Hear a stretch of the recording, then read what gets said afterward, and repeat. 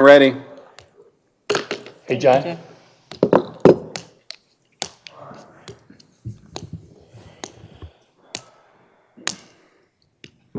Can we just move to waive the public hearing, or No, you gotta do it.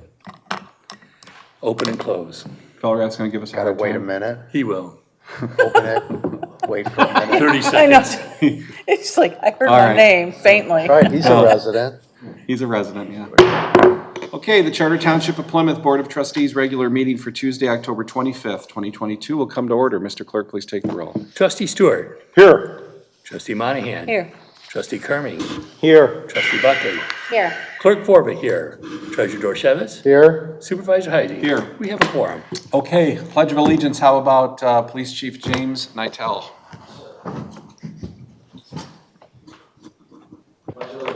To the flag of the United States of America, and to the republic for which it stands, one nation, under God, indivisible, with liberty and justice for all. Thank you, Chief. Need a motion to approve tonight's agenda. Mr. Supervisor. Mr. Clerk. I move for the approval of the agenda for,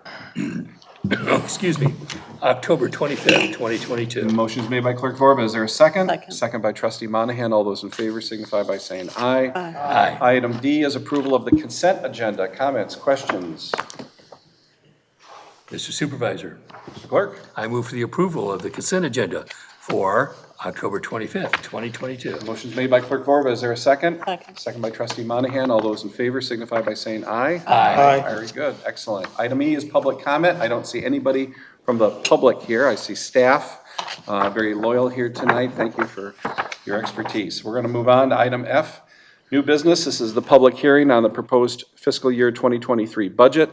I move that the public hearing be opened at 7:01. Second. Second by Clerk Vorba. Do we have to take a roll on that? Yes. Okay, do it. Supervisor Heisey. Yes. Treasurer Dorchevitz. Yes. Clerk Corbin, yes. Trustee Buckley. Yes. Trustee Kermey. Yes.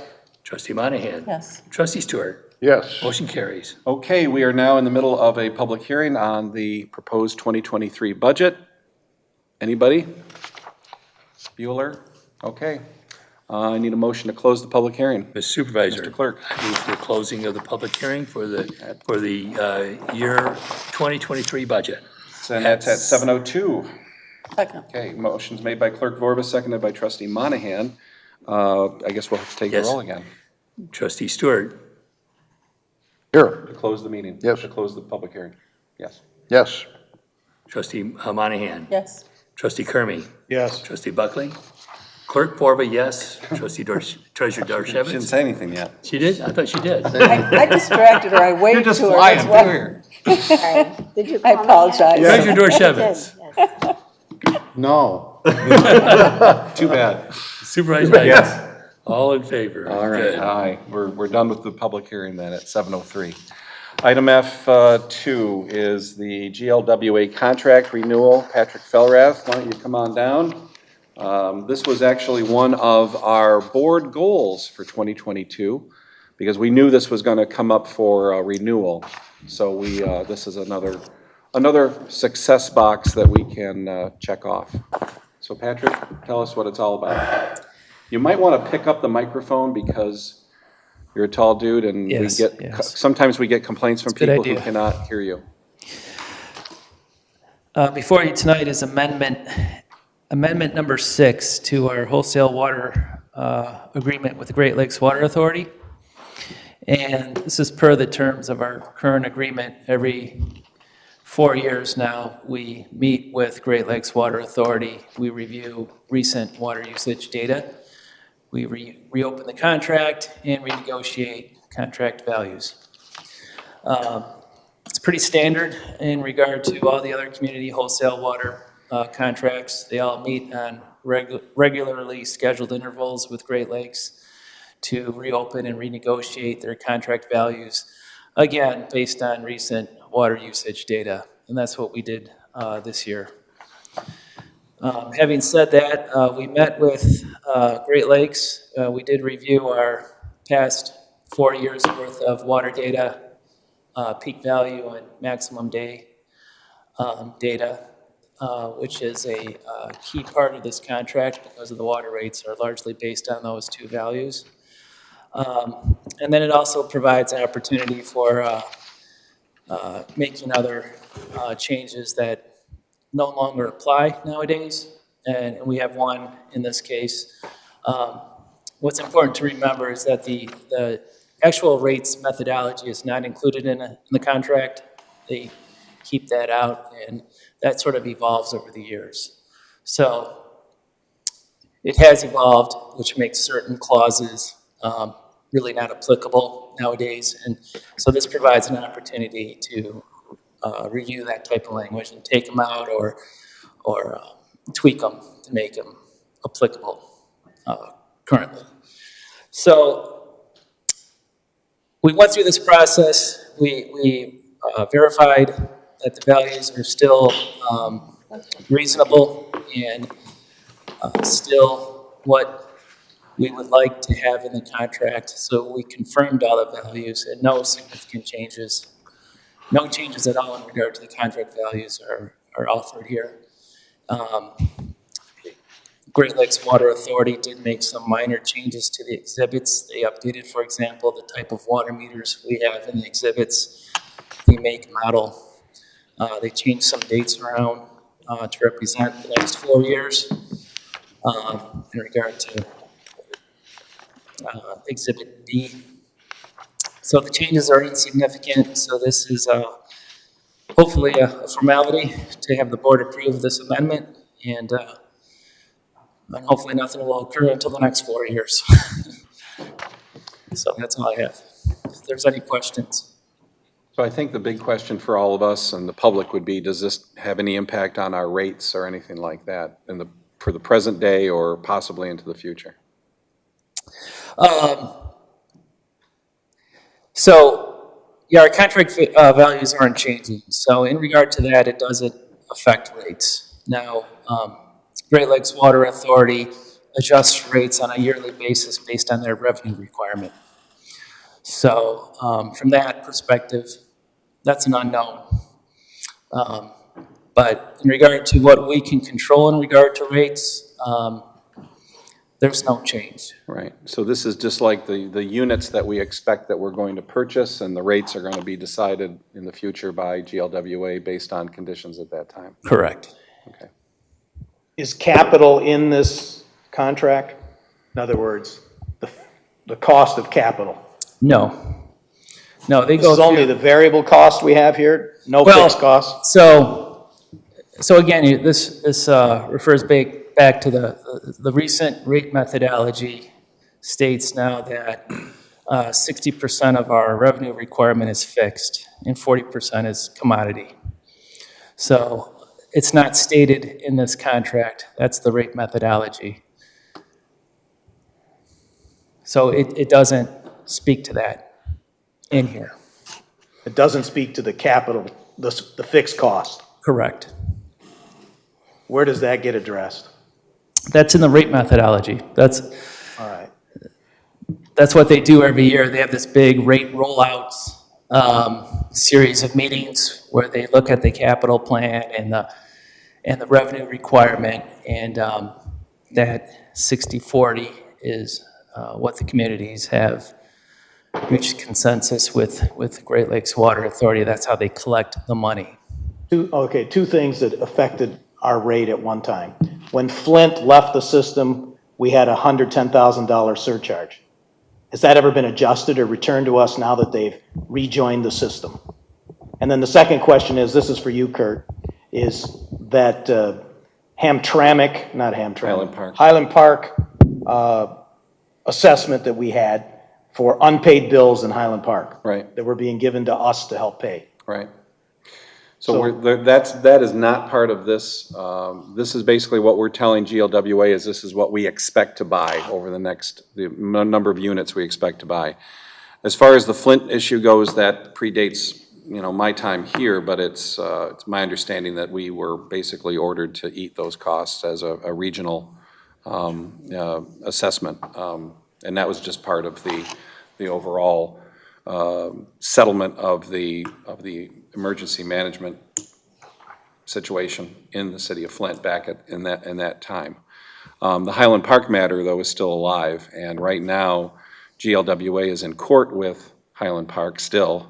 Currently, GLWA is winning the legal arguments, and the GLWA has agreed to freeze any assessments on the communities for calendar year 2023. Now, they can decide to unfreeze that any time that they want. They have not reimbursed us for the funds that we have put into the Highland Park dispute against our will and without our knowledge. So for us right now at the township, it amounts to about $15,000 a year. However, we believe we've already paid about $145,000 since 2011, when we think that this started. Other communities like Dearborn, Redford, communities that are what they would call Tier 1 customers are now paying into the millions. And like Dearborn, I think they've put in about $3.5 million into the Highland Park litigation, again, without their knowledge or consent. So it's, and then there are similar numbers in Macomb County and Oakland County as well. So we continue to put the pressure on GLWA. We don't want to litigate anything at this time just because it's expensive and probably counterproductive. We want to let the Highland Park people see if they can settle something out with GLWA. We also suspect that after the election, the state of Michigan is still sitting on $6 billion of money that they have not spent yet, and so we're hoping that they will reimburse the communities and then also spend more money on Highland Park to get their system back up and running, and then fully integrate them into the GLWA system. When did Flint leave? Oh, boy, I was there. Flint left in like 2004, 2014, 2012. And We got hit with $110,000. Yes. everybody got whacked. Everybody some got, well, we got, our proportionate portion sum. was 110. Yeah. Other bigger users got Larger. larger assessments. Yeah. In other words, because the capital is being spread over Yeah. fewer users. Yeah.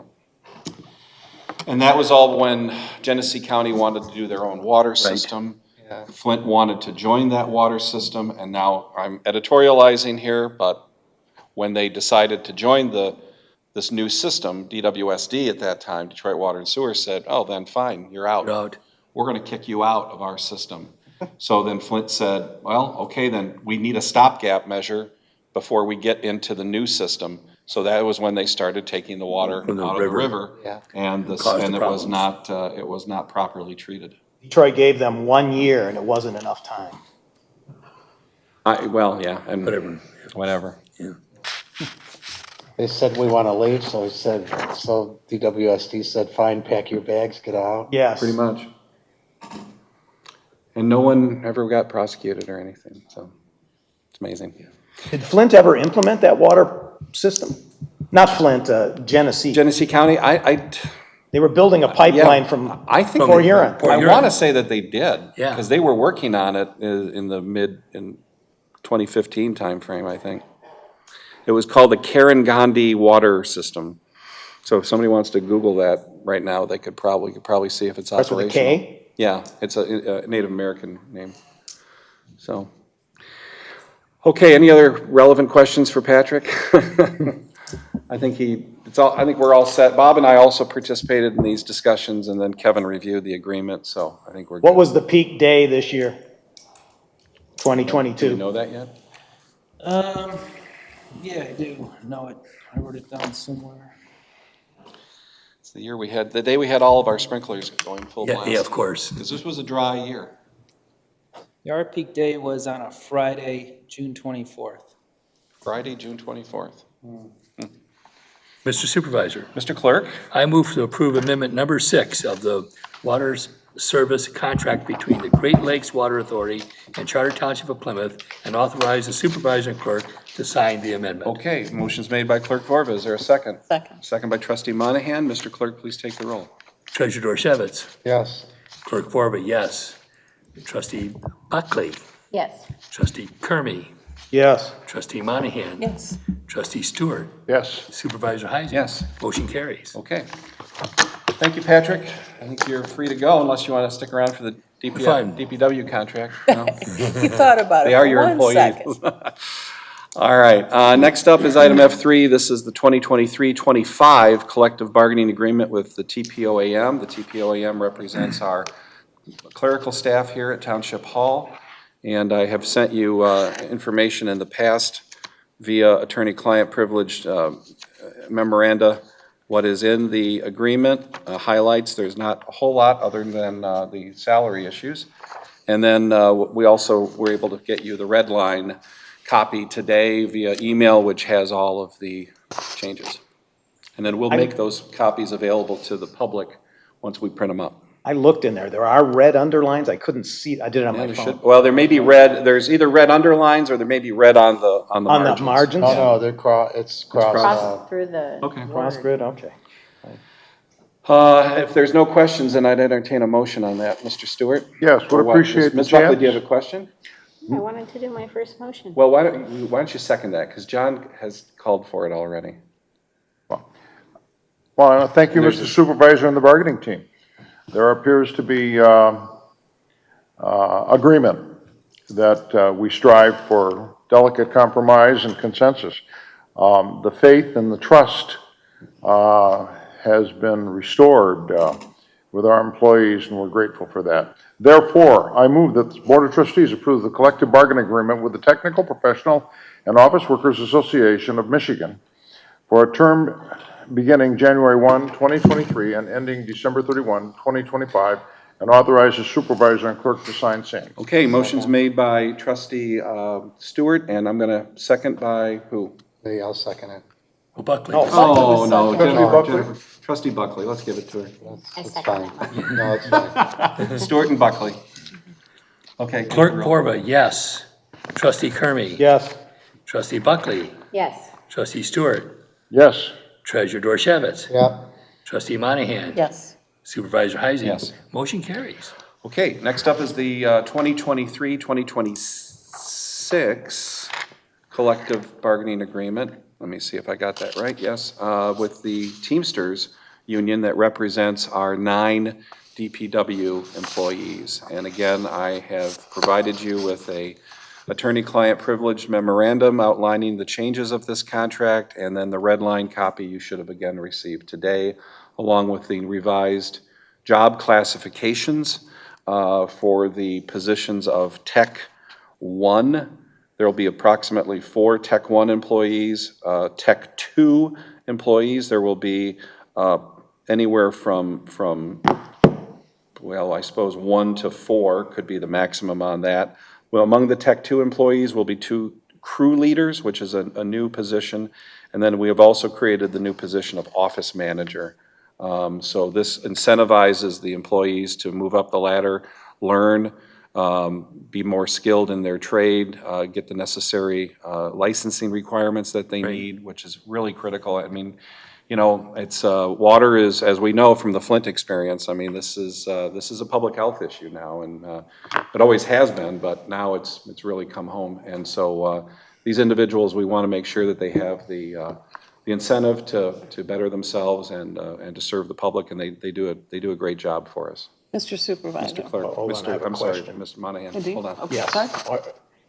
When will the open enrollment allowing these employees to join our Yes, insurance show up? it should show up in the month of January because that's when the contract takes effect. So we are switching these employees over from the Teamsters healthcare plan that we have no control over, which is very expensive, to our township plan, which we can control and which is less expensive.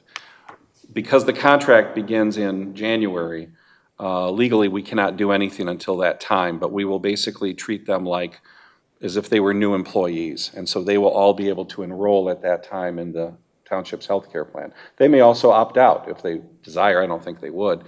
But between now and January, they're going to be working with our HR consultants and our healthcare benefit consultants as well on, you know, what the plans look like. And we've already talked to them quite a bit about this already, but that's been at the bargaining table level.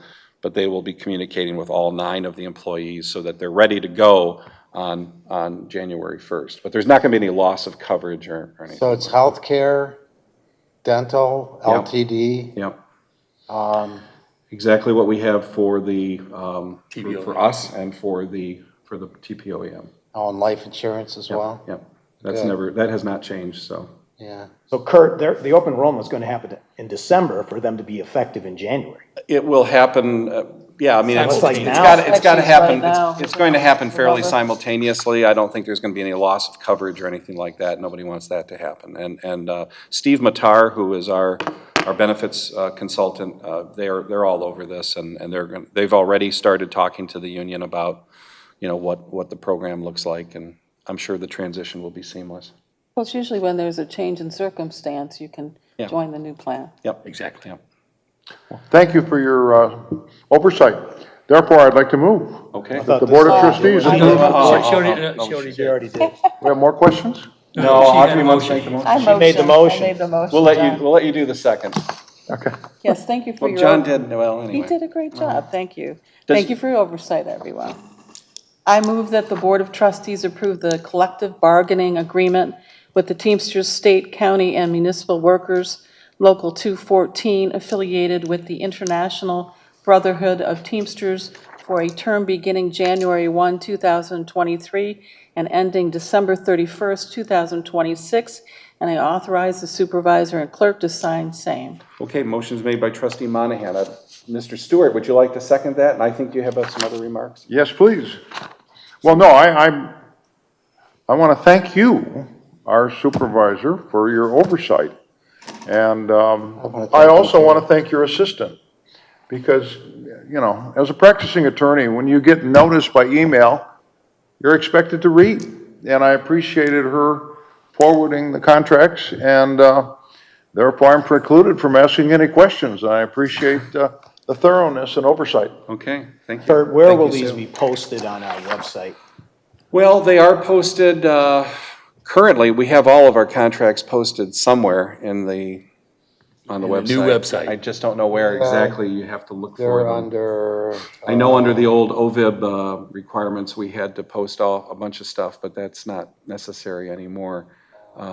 We'll have the hard copies here at the clerk's office, and then we'll put them up online as soon as they're ready. Ready. Supervisor Heisey, Yes. trustee Monahan, Yes. treasurer Dorchevitz, Yes. trustee Stewart, Yes. trustee Buckley, Yes. trustee Kermy, Yes. clerk Vorba, yes. Motion carries. Okay. Item F5, recommended non-union employee salary adjustments. So these are for most of our department heads and non-union personnel. Does not include individuals like the two chiefs here, because they were hired during the year.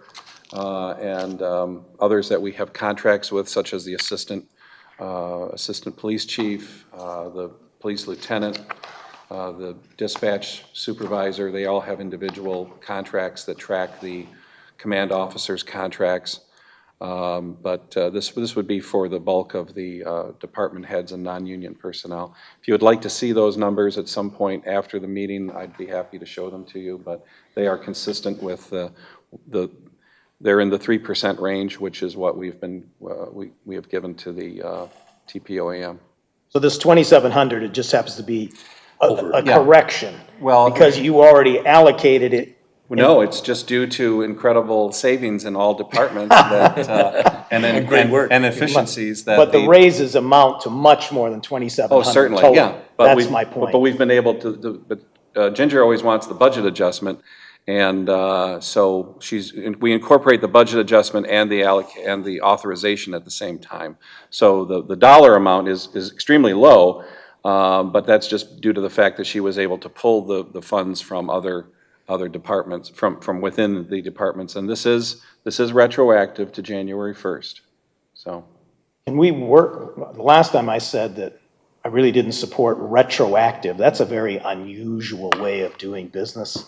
Can we stop that, retroactive? Well, and then do we it- would have to give a raise starting in January, like everybody else gets. Right. But Well, that's what you'd get a performance review, correct? And Yeah, then, Well, that's what takes time. There's, and then you'd get retro is really unusual. In normals, In fact, remember it when it was outlawed for police and fire contracts for a while. Well, maybe in the private sector, but I mean, I find it helpful because it does incentivize people throughout the year to excel and, you know, achieve their goals as a department head. If we just were to give another 3% in January, they'll take it, but there's no incentive really then to work harder. And then you just have to kind of wing it. That makes for the my rest head of the hurt. year. Yeah, Typically, you prove yourself and then you get Yeah. the raise going forward. That's what and this the does. incentive. That's what we're doing, so. But I mean, it doesn't go backwards. No, we're making up for, you know, it's also just, performance. it's sort of, it does sort of reward performance at the same time as moving you forward into the new So calendar. you don't intend to get away from retro? I would only do that after consulting with the department heads to let them know that we would have to go on to a different type of system. And I can't see it happening in January, and I know Ginger hasn't budgeted for that, so. So for example, 1 year from now, on January 2024, they would get potentially a raise if their performance was good. They're getting this raise is retro plus going forward, so they're not going to miss anything. Yeah. Well, you do miss something then in 2023, then they would not get any pay raise in 2023. Seems really awkward to go They'd have to do it in backwards. January of '24, so and still, inflation's not gonna go down in 2023, and it would be quite a hit. Mr. Supervisor, Mr. Clerk? I move that the Plymouth Township Board of Trustees hereby adopt Resolution 2022-10-25-67, authorizing pay adjustments for various non-union employees as determined by the supervisor and authorizing the finance director to amend the fiscal year 2022 general fund budget for the Information Technology Department by appropriating funds balance for wages of $2,100, Social Security of $200, and 401K defined contributions of $400 to approve the appropriate expenditure accounts in the total amount of $2,700. Motion's made by Clerk Vorba, is there a second? Second. Second by Trustee Stewart. Mr. Clerk, please take the Clerk roll. Vorba, yes. Trustee Kermy. Yes. Trustee Buckley. Yes. Trustee Monahan. Yes. Treasurer Dorchevitz. Yes. Trustee Stewart. Yes. Supervisor Heising. Yes. Motion carries. Okay, F6 is the 3 full-time elected officials. Again, this is a 3% raise that would be not retroactive, but that would start on January 1st of 2023. This is consistent with what we've been giving the other unions here tonight. My salary right now is $119,800. Jerry and Bob are at 108. That's not now, that's after the That's change. what- No, that's now. Isn't that now? No, Okay, that's now, What are you at? less than that. 105? 105, No, something. 105? The 108 is the new number, 108's the new number. Oh, with 3% on top of it. Yeah, oh, shoot, okay. And you're You know the 119, number. you're 119 with the raise. with the raise. Yeah. Oh, that's right, okay, I'm at 115. I'm at 115 something. Yes. What are you at, 105? 105 something, 105 and change. And change. Yeah. And we're a bargain, really, when you compare us to Oh, yeah, other, this is a other communities. pay I mean, cut for- we are full-time, and we're here all the time, and these are both honorary positions, but they're also very full-time. And, you know, I hate picking on Northville, but I think they have a nice supervisor, Mr. Abbo. We all like him. He gets paid $25,000 a year because he's part-time. And Ceremonial. then you have, Ceremonial. Yeah, and he runs the meetings and he signs the contracts and everything. He knows what he's doing, he's Right, good, but right. they have a full-time township manager who gets paid, I think, $150 Yes. at least. And then they has a deputy township manager who I think he or she gets like $125 at least, so. And then in Canton, I don't want to compare myself to Canton. I'm not picking on Canton, but they're a city of 100,000 people, and they have a supervisor who I think makes at least, what do you think, 130 And then they have a deputy now who's making at least 150. 140, Yeah, he was making more than she. Yes. Yeah, he makes more than she does. You know, yeah, never his name. So he's like a township It's manager? outrageous. Yeah. Well, it's a deputy. See, under state law, the clerk and treasurer have to have a deputy under state law. The supervisor may have a deputy. That's in our charter. And it's in the Township Act, Yeah. yeah. So their deputy is at will at the supervisor? Yeah, yeah. Okay, so tell me, just your logic, why didn't you do 3% for the other 4 people? Oh, you guys? Yeah, I'm just trying to understand. Well, Actually, we're the bargain on this. We're the bargain. dice. Oh, yeah. We are. Well, I think it's also just a sign of the times. I mean, we are trying to keep up with inflation as well, and our salaries depend on this. And for the rest of you, I mean, you're well worth it, but maybe this time we can sit it out. It's up to you. You can ask the same thing I just for wanted to yourself. understand the logic. 'Cause I think what do you guys get right now? Like 11, About 12,000 a year. 12,000 a year? That's good. 12.5, isn't it? Yeah, 12.5? yeah, a little over 12. I thought it was 11 something. No.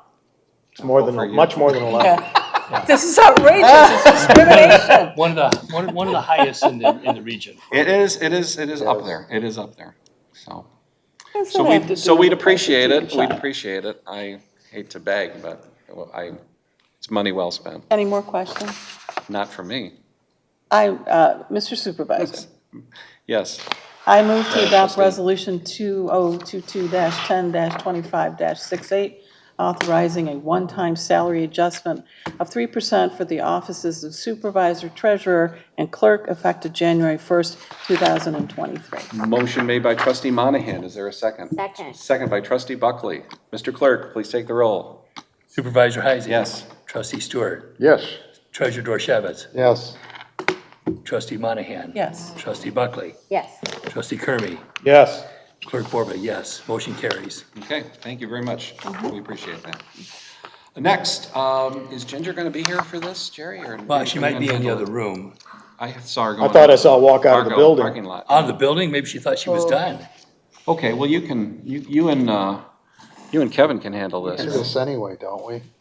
Well, This yeah. is the purchasing policy. So anyway, so let me get to it.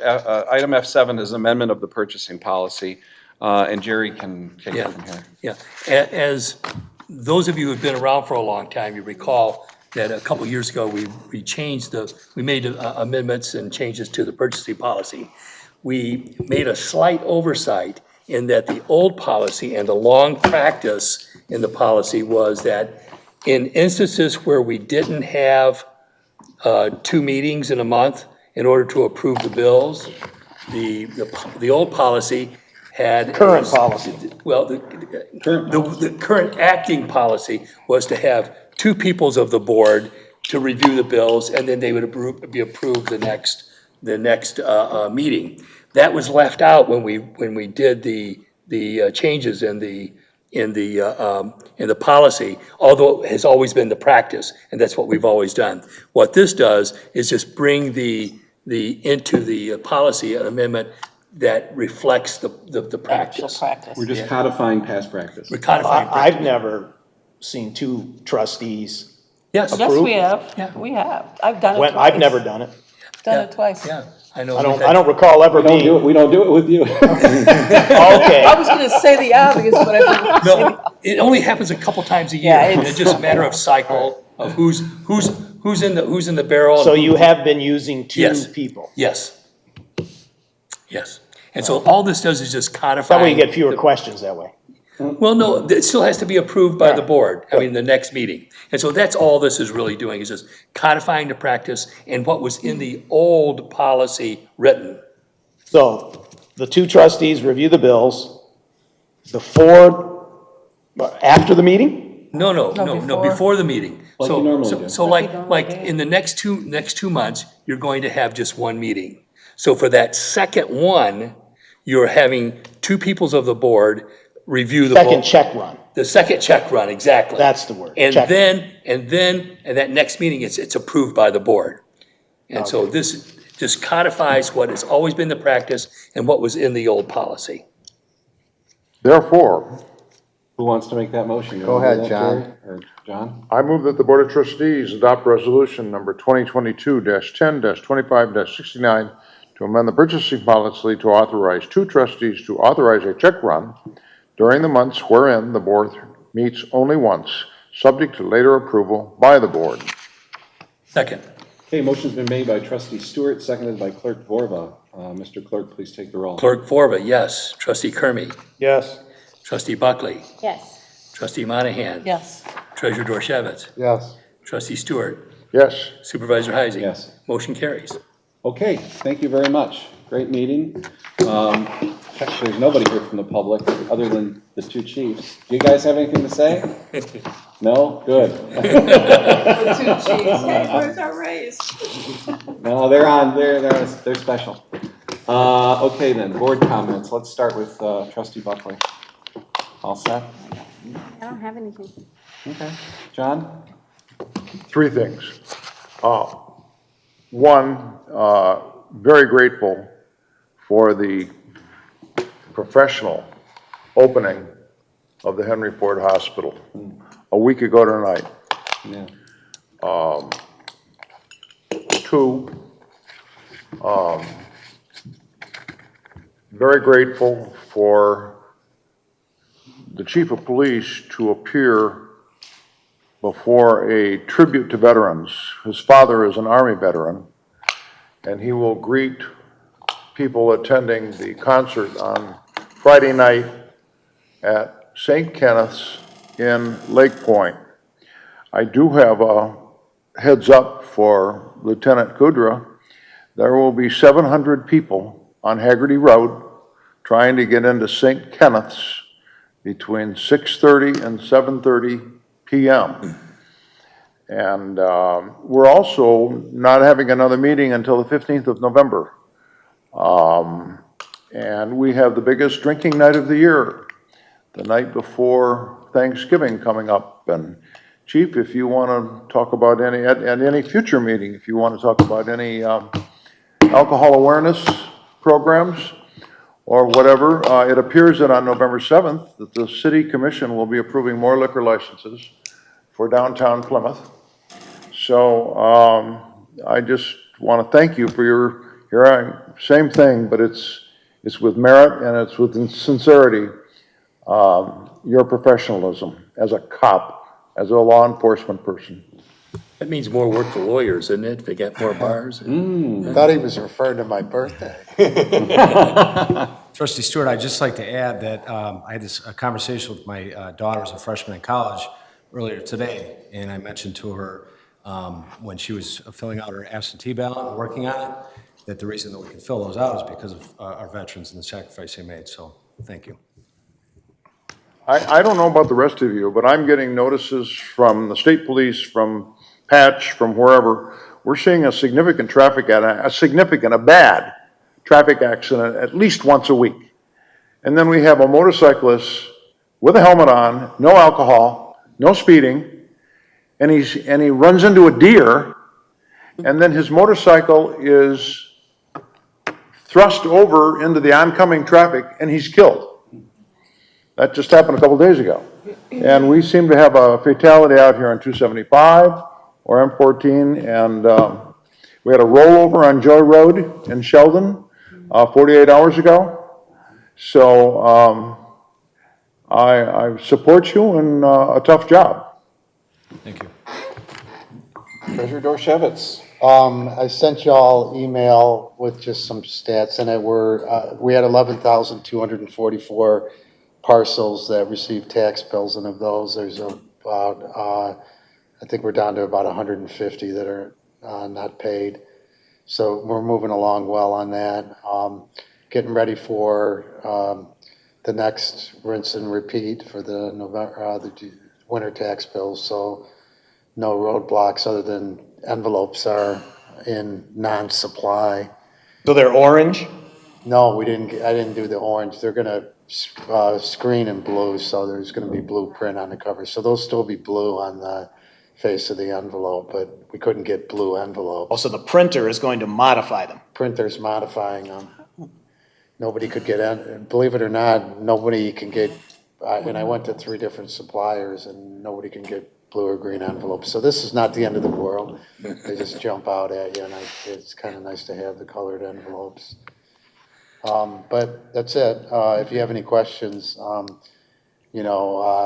particularly if you have any questions that require research, shoot those over to me, and I'll be happy to answer anything that I can. Okay. Jerry, is there an election going on? There's an election going on, and I want to thank trustee Stewart and trustee Kermy for their service on the election commission. And so we can't do this without having help, and so I do appreciate that help. And we had an accuracy test last week, and it was successful and went very well. We've had about 8,500 absentee ballots issued, where we have received about 45% of those in to date. And of course, 2 weeks from today is the election, so I'm sure there's going to be more requests for that. And encourage everybody who has one in their possession that if you know how you're going to vote, hurry up and get them in, because it puts a lot of pressure on the staff when you get thousands of ballots in on the last few days. Also, we are taking advantage of the state law that allows us to open ballots early. We're going to be doing that on Monday, the day before, starting at 7 a.m. Also, by state law, either on Saturday or Sunday, we have to be open for 8 hours. We're going to be open on Sunday from 8 to 4 o'clock to issue absentee ballots. We will be issuing absentee ballots on Monday also while we're opening ballots.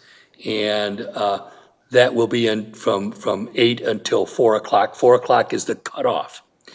The cutoff for us mailing absentee ballots out is Friday at 4 o'clock, the Friday before the election. So on Monday, you have to vote the ballot in-house. You have to do it here. On Sunday, you can still take it with you. But again, I encourage people, if you know how you're going to vote, get those in there. So right now, everything's working very smoothly. I want to thank all the volunteers who are helping us, and so everything's moving quite smoothly right now. Thank you. One thing to clarify is it's kind of like it's pre-opening the ballot, so you're not actually opening. No. Yeah, What you're said that doing is, last you're just Yeah, we said that. opening them up, and they stay in the secrecy slave. So, and this area will be secured, where the ballots are being held to be secured, and there will be a police officer stationed out front here, guarding the ballots during that period of time. Yeah.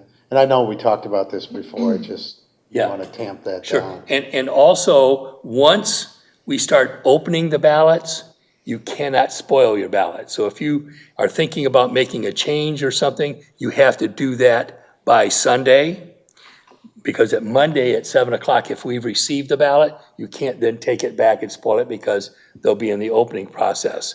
If you still have your ballot and haven't turned it in, you can always turn it in at the polling place, and each time you do that, you have to sign an affidavit stating that you're doing that.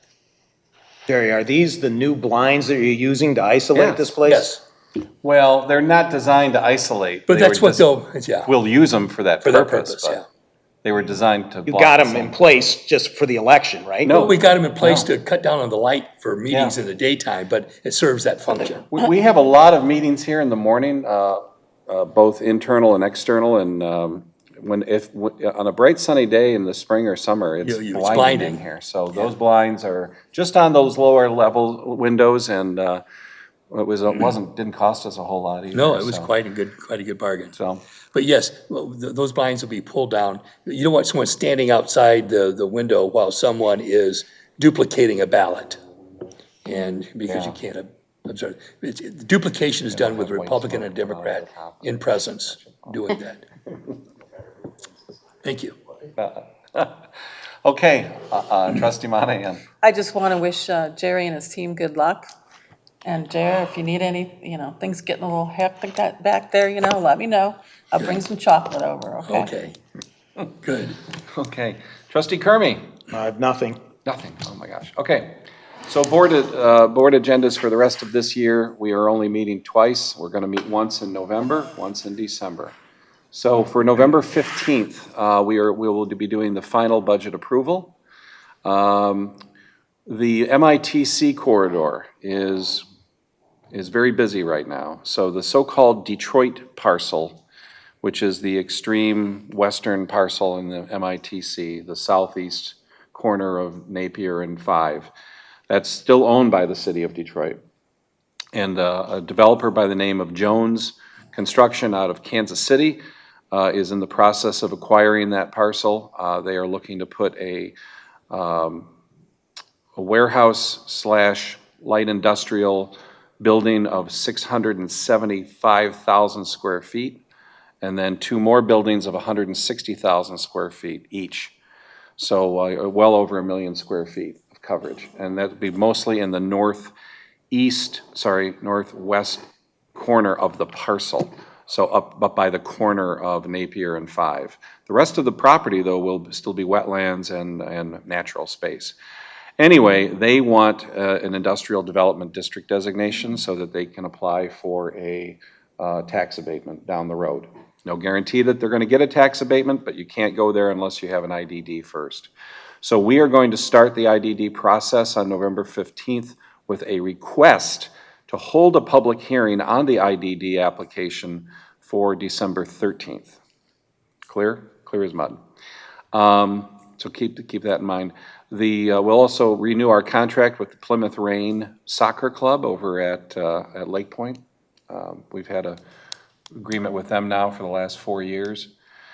We'll take up the Plymouth Walk Brownfield plan. So this is the Elks Lodge project, and we'll have to do a public hearing that night, and then we will consider the Plymouth Walk Brownfield plan, which has already been approved by our Brownfield Authority. Then we also have to approve the Plymouth Walk reimbursement agreement that covers how when the Brownfield plan is in place, what the funding is coming out of that Brownfield plan and how we will be reimbursed for that. As you recall, we're going to be reimbursed $850,000 from this project because the DDA is going to be loaning $500,000 to the developer, and then we're going to be spending at least $350,000 on the sidewalk along Ann Arbor Road under the CSX Railroad crossing. And then also that night we have a performance guarantee ordinance. So this is an amendment to our zoning code. The Planning Commission will be taking this up tomorrow night, and then we expect that they will approve it. Oh, they already did. Oh, you Last already week. did? That was last week? Last week. Okay, I thought they met. Okay, so you did meet, you did approve it, so that has the effect of the first reading of the ordinance. So the Planning Commission basically did the first reading, we will do the second reading. So this does not require two readings on our part. In essence, how do you want to describe the performance guarantee ordinance? So here's the problem, is that a developer can come before the planning commission and lay out a landscape plan, and they can lay out a facade, and if they don't build to that plan, there's very little we can do about it. There's no teeth in the ordinance. So there's an example I'll use at the Taco Bell at 5 Mile and Beck. All the landscaping is dying, and we have no real way to enforce them to enforce the replacement of that landscaping. But the problem is that you come to the planning commission and you're going to do a certain facade on your building. This doesn't cover the facade, but this is the worst example of that. And the developer built something different. There's very little we can do about it. So this will basically require some bonds to be held back, to cover replacement of landscaping and some other items on it. Doesn't this also cover our ability to officially release bonds and basically cash them in if the developer has abandoned us or has left? We have several like that we've been doing. But we can cash them in today. Yeah. There's nothing to restrict us now. Yeah, well, we're doing it now under the auspices of the township attorney, so just that he has allowed us to do an initial batch. Some of these bonds go back to the early Years and early years, yeah. 2000s. Yeah. For developers that are no longer in business, they absconded or they went out of business. So we did cash quite a few of those in. I think that was about, what do you think, Jerry, like 45,000 or About something? 45. Where does that money go? Goes to the treasurer. Nice. Wait, let me clarify. finance fee. Then he gets a pay General raise. fund. Then he gets a Where pay can we raise, right? use it? Where are we allowed to use it then? Goes To- back into the general fund. It doesn't go into the building fund. I don't, it's not a restricted, it's not restricted. Wouldn't we want to keep some of that aside in case we have a surprise that we have to repair a site that somebody went out of business or left? Isn't that what their purpose was? Well, these are kind of, They were performance bonds. they were performance bonds, But but I that's mean, gone. creating another fund to park them in is kind of counterproductive. We want to cash them out and put them in the general fund so we can just use them for normal activities. We have more bank accounts than virtually all communities of our size, and I'm not really sure why. Well, you don't they're need to all start a new separate. bank account, you just need to have a book entry somewhere. Yeah, I know. You So can do that fund account. when residents come in and say, look, this is a disaster, we may have the money to help them fix it. That takes a long time, though. I mean, the purpose of the performance ordinance would be that we want to be able to enforce these bonds legally then while the problem is obvious. I So mean, most landscaping is dying because of lack of watering. I mean, it's just totally irresponsible. They spend a lot of money and then they don't Or the irrigate. trees are planted wrong, but whatever the case may be, the point is that we don't have an enforcement mechanism. True. Let's see. When we meet on December 13th, just a heads up, that's the night that we're going to have a presentation by the Accreditation Commission to talk about the recent accreditation of our police department. So congratulations on that, and we'll celebrate that more in December. We also, between now and our next meeting, well, obviously is Veterans Day, so we will have the annual Veterans Day ceremony at Veterans Park there in downtown Plymouth. And, I had something else. Let me What just check. time is that at? Oh, it's 11/11. 11/11 on the Of 11th. course it is. Yeah, Armistice. Armistice Day. Let me just check and see I think we're okay. I want to talk about the CSX rail crossings. So the new president and CEO of CSX Railroad is a resident of Plymouth Township. Go In that figure. He's an old Ford guy. He's a retired Ford guy. Who is it? I knew you were going to ask. He's not in Jacksonville and he's the CEO? He's commuting a lot, I guess. So, but he's a township resident. I want to, if you somebody just Google real quick, like CSX president and CEO. I want to say Heitman, but it's not Heitman, so don't Don't get disclose his excited. name or address. He's another old Ford guy. But he'll be texting me in a few seconds. I mean, I can remember. But let's not worry about what his name is. I agree with you, John. We don't want people camping out in front of his house. But I did write him a nice letter, and I reminded him that, we are a rail town, and we depend on, no, not him.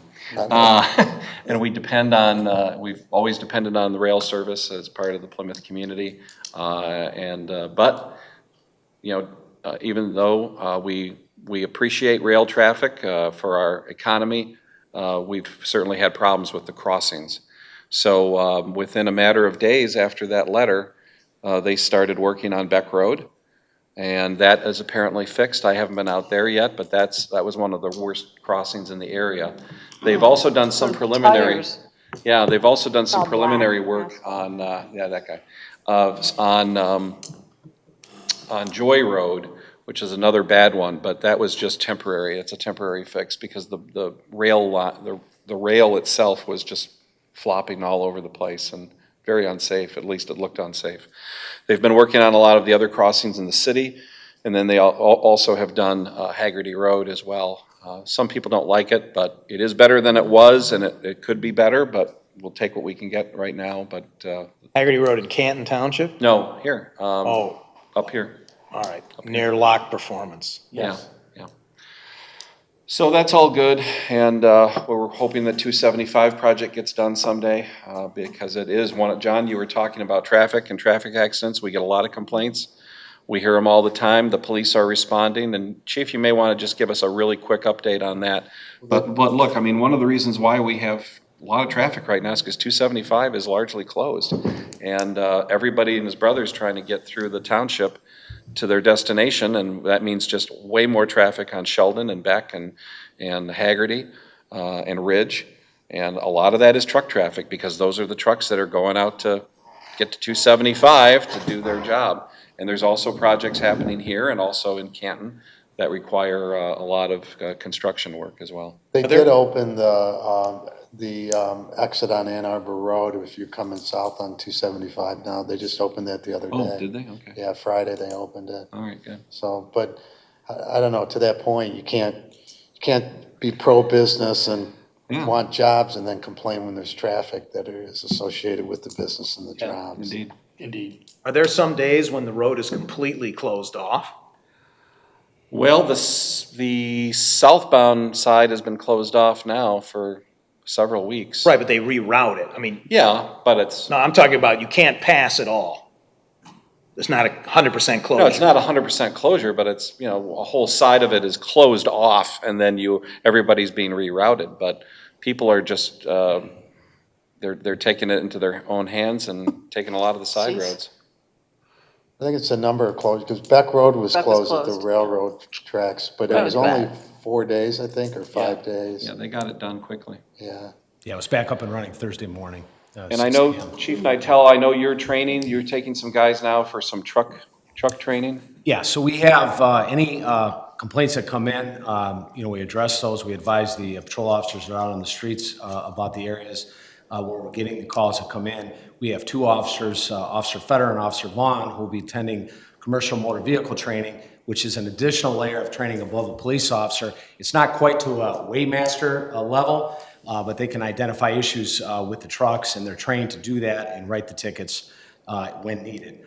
So those officers will be going through the first week of November, and when they get back, they'll be deployed, obviously out on the streets and take action where necessary. But they'll be focused on those areas where we're receiving the complaints. Thank you. Okay. I have one quick Yeah. question. I thought I had read somewhere, I don't know if it was in some of the emails, that you guys were resurrecting like a ceremony for police and fire. Yes.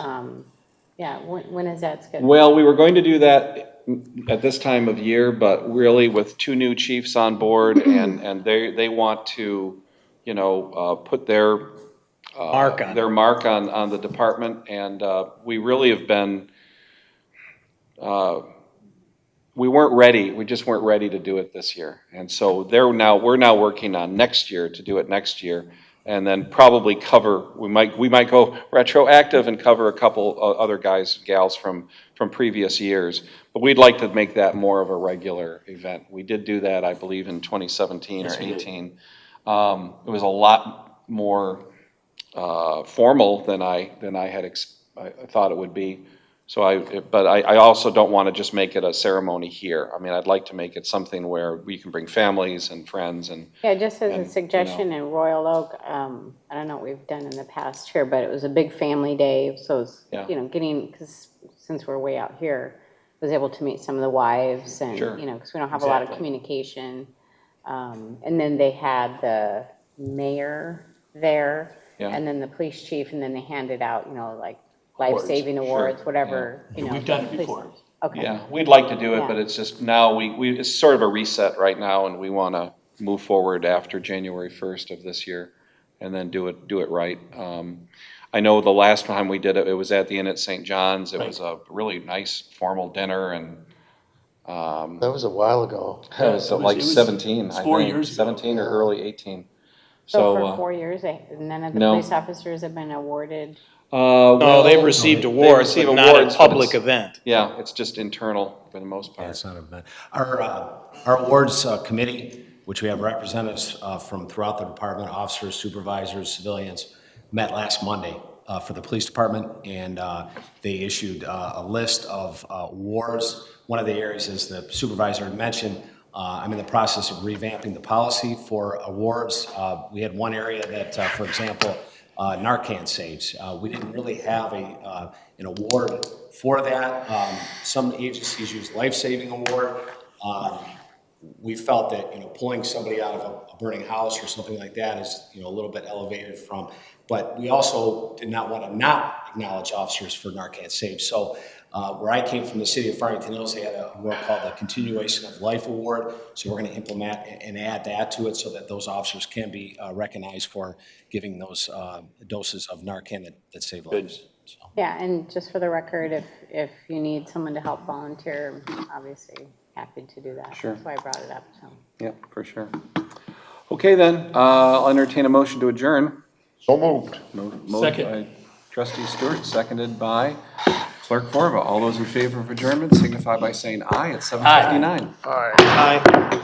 Thank you. Oh, thank you so much. Well, statewide TV, too bad Chuck Stokes didn't mention you tonight in your meeting, but he mentioned the need for stability between Dixon and Whitmer, Good. and best exemplified by